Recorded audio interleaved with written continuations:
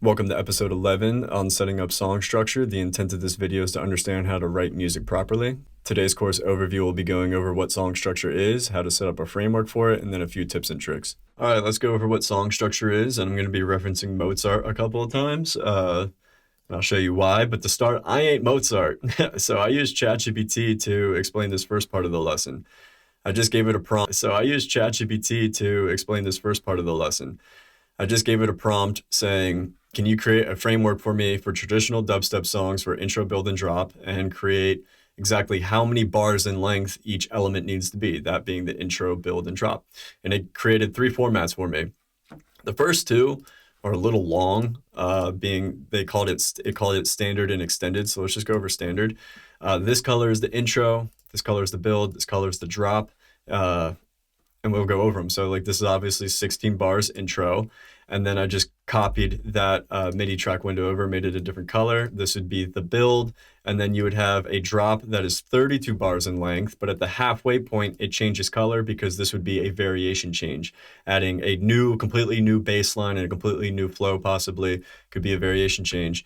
And once you have this first half of the drop, all you need to do is duplicate the build and drop over, which I did here.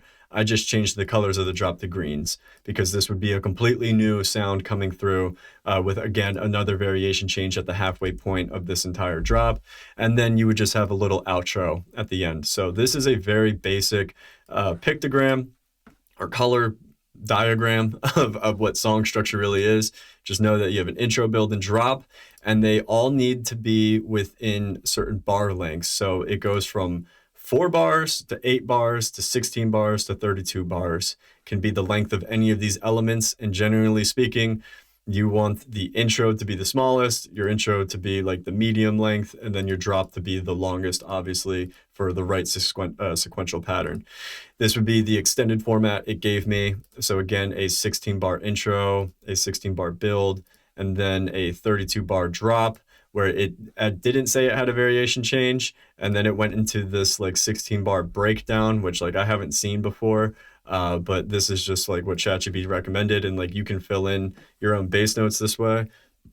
I'm not going to worry about that. Let's move on. This would be a more accurate dubstep one, where you have an 8 bar intro, an 8 bar build, but that last part of the build, that last bar is a pre-drop vocal, and then it goes into your 32 drop or 32 bar drop. And at the halfway point, again, you have this variation change. And then once that's built, you literally duplicate the whole thing over, and then you just add different drops here, different drop variations. And then you have your outro. So these are really good color examples of what song structure is. Just remember intro, build, and drop. And they need to be in the lengths of 4 bars, 8 bars, 16 bars, or 32 bars. So let's go over how to set this up. Let's say we're following ChatGPT, and let me pull this up. You would just copy this data into Ableton, and the way that I recommend that is creating a MIDI track. And I'm just gonna make it this color for now, the color we've always been doing. It's very simple. You would just go down to the beginning at the intro, and it says 8 bars. So what you would do is you highlight exactly 8 bars, do Shift Command M, make it whatever color you want. Say you want it this yellow, right? And then it says 8 bar build. So you just do Command D to duplicate that over, and then just do a different color, right? Now, before I begin, I just want to say that people will be like, okay, I need 8 bars. I'm gonna start at 1, I'm gonna drag to 8, and that's my 8 bars. Wrong. This is not 8 bars. This is 7 bars if we count. It goes 1, 2, 3, 4, 5, 6, 7. It ends on the 7th. But DOOG, it's on the 8th bar. That's because you're not incorporating that entire 8th bar that comes after the number 8. All right. I've done that in the beginning. A lot of people do that.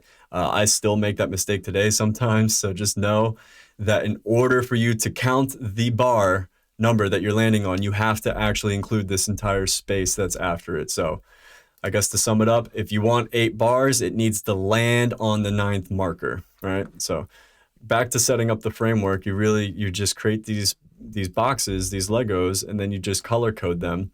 And you say, okay, that's my intro, that's my build. I need a 32 bar drop right here. So let's just extend this out. And I know at the halfway, I need a variation, so I'll click halfway, do Command E to cut it, and then I'll just change this color to something a little bit more noticeable, right? So that would be like my rough framework.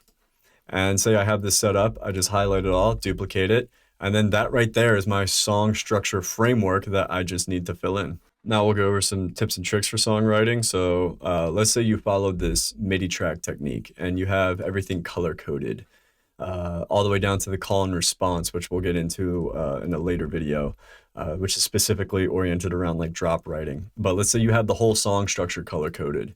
What I would do is go to your tool bag, create a new folder, call it song structure, and then literally just click and drag that MIDI track into that folder. So every time you're in a project and you need a blueprint for song structure, you can just click and drag it back in. And then you just insert all of your audio tracks, MIDI tracks below, and then you just fill in the appropriate elements to that color coding thing, kind of like Guitar Hero. It tells you when to play and what to play. So let's do this Avanci track here as an example. Let's say that we want to color code this. What I would do is I'm actually just going to search it. We'll start from the beginning. Can you bear with me? Yeah, so I just click and drag this track in, and it's imported like that. Let's color code it to this, to how it was. All right, and what we're going to do is we're going to go find the drop. Okay, I know that's the drop right there. It's where like all of the energy initiates. We'll make it this light purple color. And as we can see, it's not on time, right? It's like behind everything, because if I listen to this, it's a clap, right? And as you can see, it's not landing on the 0.3. All the claps usually land on the 0.3 of a whole number. It's the half beat. So what you would do is, if you can't figure out the BPM, you just search it. Avanci Odious BPM, and you can go to this website, Song BPM, or Google will just answer it. And it says it's at 145. But when I dragged it in, it's down here. When I double click on the track, it says it's 140. So if I go here to the top left of Ableton, I double click this parameter, I type in 145, and then I double click warp to warp the song to 145 beats per minute. And now the project and the song BPM are all appropriate. But if I go back to the drop, it's still not on the 0.3. And this is because of sometimes producers will delay their tracks a little bit. Sometimes this track will skip left and right upon download and import. It happens. So what you have to do is just click and drag that clap over to the 0.3. So now I know everything is perfectly on time, right?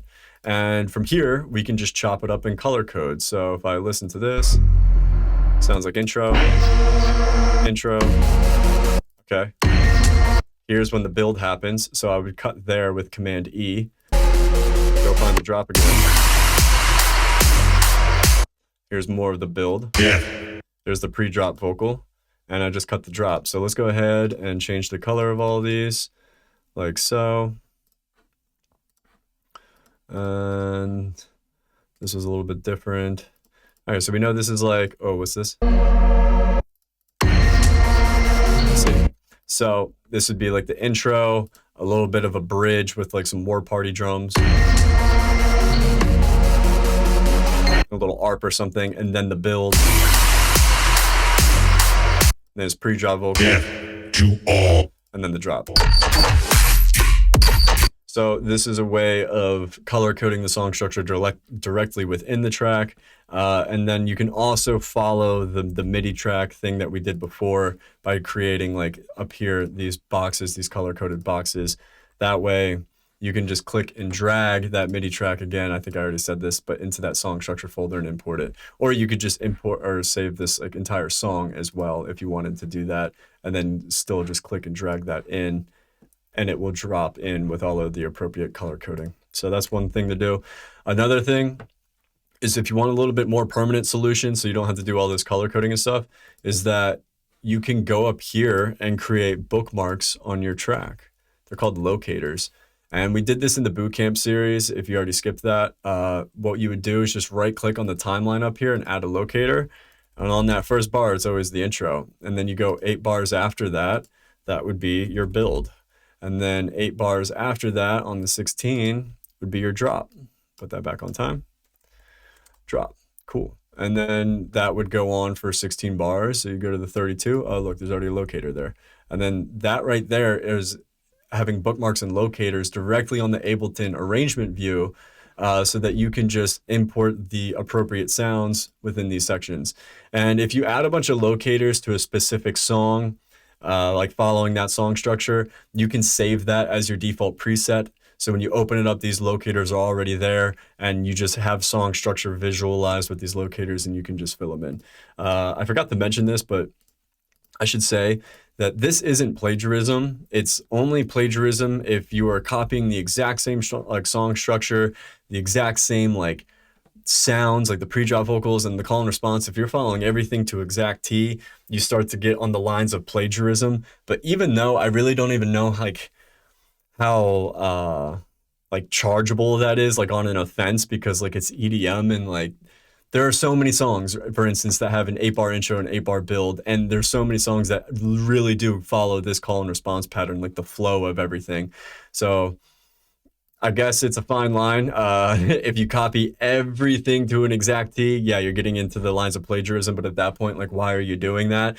Really, you should only be just copying like the song structure and some of the call and response format, and putting your own style on it, and then just kind of changing it up to your own signature taste. Just know that like these locators and this color coding pattern is just a framework for you to follow. You don't want to go in here and exactly copy everything from that artist, because again, what's the point? This is your music. You're just using this as a framework to write music. Lesson 11 out of the way on song structure. Today we went over what song structure is, how to set up a framework for it and save it so you can always import it and just fill in your sounds to those appropriate color coding blocks, so that you get appropriate intro, build, and drop. And then a few tips and tricks at the end of finding a song's BPM online and importing it. And again, just color coding blocks so that you can fill them in. Just know that if you start to move away from this conventional writing, and like you make a 6-bar intro followed by like a 9-bar build and like a 10-bar drop, that's like technically wrong, and people probably aren't really going to enjoy it, because we're so conditioned to this traditional song structure of like the proper formatting of writing music, that if you start to deviate from that, it's just going to be weird. The next video, we're going to get into call and response, which is this like pretty much songwriting specifically for the drop.